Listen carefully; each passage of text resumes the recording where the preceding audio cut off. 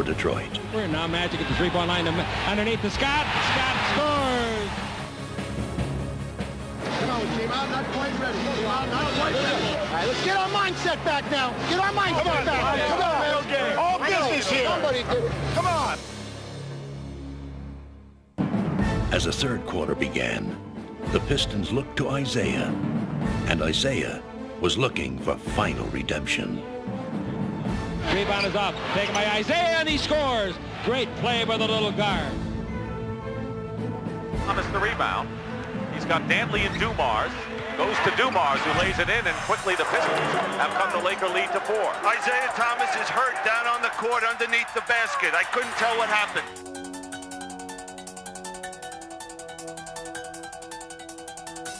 When I sprained my ankle, I was so angry because all the hard work that I put in, the dedication, and I remember laying there on that floor, you know, wincing in pain of seeing my dream kind of like slip through my hands.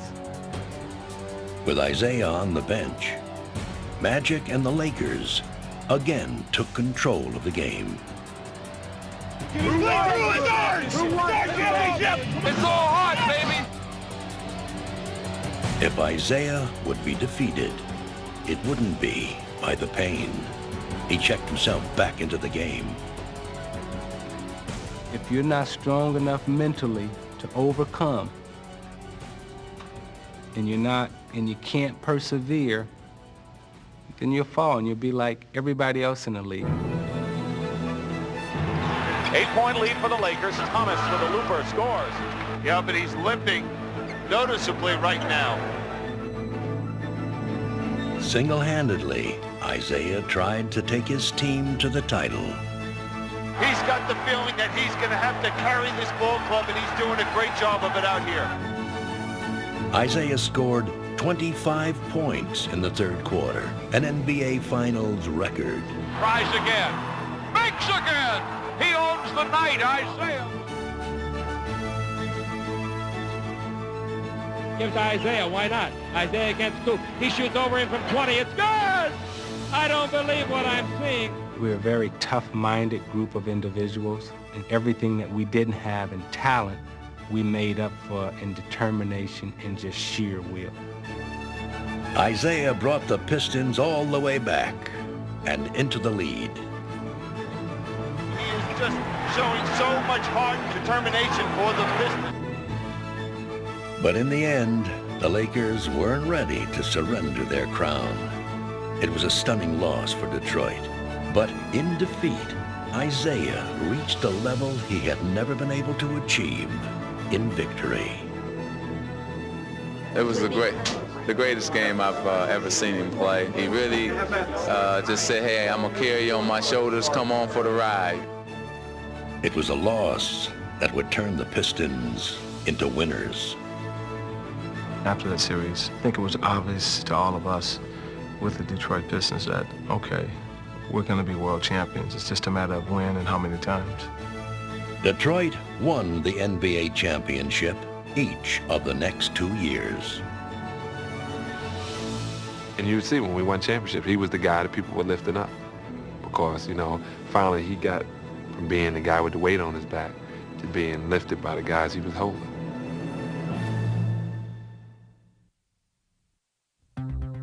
When the finals demand it, sometimes an entire team can rise to the occasion together. In 1970, that team was the New York Knicks. All season long, their success had been built on the team concept, relying not on anyone, but on everyone. No one of us was as good individually as all of us could be as a team, and we were all kind of points on a five-pointed star, and we all had to depend on each other. Outside Bradley, one-hander from 20, yes! There was no envy on that team, no jealousy. The chant of hit the open man became our theme, you know, because the ball was moving around 5, 6, 7 times to find an open guy. So every player sacrificed something to make us a cohesive unit. They were like one body with 5 hearts, but their soul lived within Willis Reed, the NBA's MVP in 1970. He was the galvanizer for our team. He could score, he could defend, he was the captain. In quotations, Willis was the captain. He was the guy who kept us together. With Willis standing tall against the NBA's best big men and the Knicks' trademark teamwork clicking on offense, the Knicks reached the NBA Finals. Beautiful pass. There, New York's team philosophy faced the ultimate test in LA's cavalcade of stars, Elgin Baylor, Jerry West, and the NBA's ultimate dominator, Wilt Chamberlain.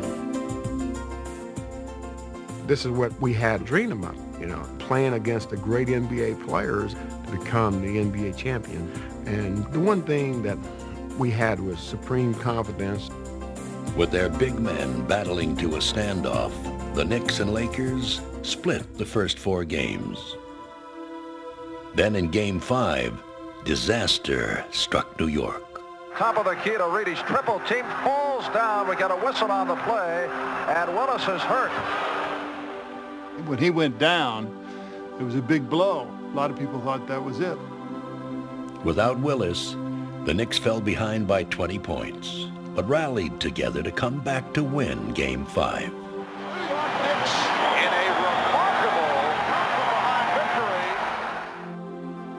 With Willis still out of action, Game 6 produced no such miracles. Chamberlain scored 45 points, and the Lakers forced a decisive Game 7. Minutes before the final game, there was still no announcement whether Willis would play. Jack, 19,500 fans here in New York City have yet to see Willis Reed at this hour of the evening.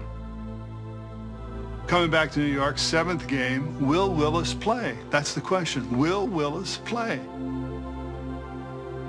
Only when I went to the Garden did I found out that it was dubious as to whether he would play. So there goes the championship. I mean, because without him, I didn't think we could win at all. I remember just before we took the floor, I said to him, "We only need you for a couple of minutes, big guy." And he said, "If I can get out there, I will." The big question is, will Willis Reed play tonight? There is tremendous doubt right now. I looked at it as opportunity. I mean, this is what I worked so hard for. Not only me, but everybody else in that locker room. And for me not to go out there, then I would be letting them down. I wasn't gonna let that happen.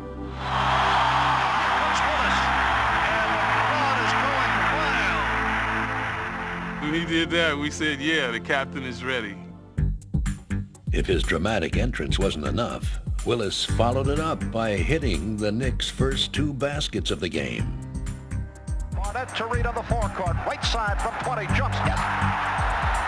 Willis has hit on his first 2. At that point, the whole team had been lifted several levels of belief in themselves. But seriously hobbled, Willis would not score another point the rest of the way. Coach Red Holzman needed the other Knicks to finish what the captain had started. He said, "Hey guys, I don't care if Willis play or not, we've got to play." So Red told me to start to look to do more. Out of the top of the key, loses to Frazier, racing over the field. Frazier made the steal. Fueled by the coach's words and the captain's courage, Walt Clyde Frazier took over. Frazier cuts to his left, now stops and jumps, yes! Frazier out of the back court, and Walt looking very cool, running one-hander, it's good!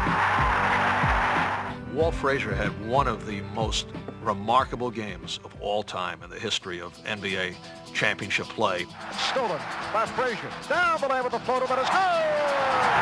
Well, Willis provided the inspiration, and, you know, in a way, I provided the devastation. West across the midcourt, loses to Frazier, drives ahead of the field, down the lane, layup is good. Clyde had 36 points, 19 rebounds, and 7 assists, igniting a total team effort as the Knicks routed the Lakers and won their first NBA championship. Loose taken by Garrett of the Lakers. He bullets one down court that is intercepted by the Busher. Fast break for the next to on the drive. Leads Reardon, driving shot is good. It was like magic. What we thought wouldn't happen had happened because all of the investment that each of us made in each other throughout the year came together in that game when we surpassed our individual abilities to an extent that nobody thought was possible.